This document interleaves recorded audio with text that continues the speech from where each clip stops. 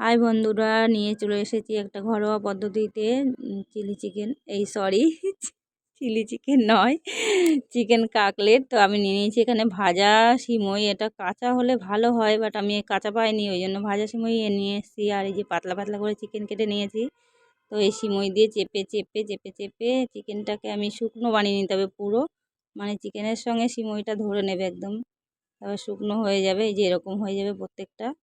তো করে নিয়ে এটাকে এবার সব এক এক করে করে নিলাম। তারপরে হয়ে যাবে গরম তেলে ভাজবো। এই যে দেখুন হয়ে গেছে, মানে অল্প করেই করেছি আপনাদের দেখানোর জন্য। আর এই যে গরম তেলও ছেড়ে দিয়েছি, তেলে ছেড়ে দিয়েছি, বেশ সুন্দর করে ভাজা হচ্ছে। এদিকে এটা ভাজা হচ্ছে, আর ওইদিকে আমি একটা মশলা করছি, মানে মশলা না, ওটাকে চাটনি বলে। ধনেপাতা দিয়ে, এই যে ধনেপাতা কুচি দিয়েছি, আর 2-4 কোয়া রসুন দেবো, 2-3টে লঙ্কা দেবো। এই সমস্ত দিয়ে আর বিট নুন দিয়ে পেস্ট করেছি। কাঁচা নুনের থেকে বিট নুনটা দিলে সেন্টটাও ভালো লাগে, চাটনির টেস্টটাও ভালো লাগে। এই সমস্ত করে নিলাম। চাটনিও হয়ে গেল, এদিকে ভাজা হয়ে গেছে। স্যালাড কেটে নিয়েছি, পাশে সস দিয়েছি। দেখুন, এটা সন্ধ্যার টিফিন, খুব সুন্দর মুখরুচি খাবার। ঘরে বসে চিকেন কাকলেট, অল্প খরচায় বেশ সুস্বাদু খাবার।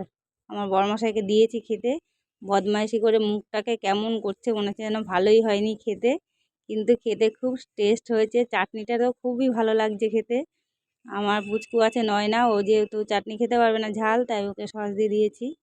আর আমরা সবাই এইভাবে খেয়েছি, খেতে খুব ভালো হয়েছে বন্ধুরা, আপনারাও করে খাবেন।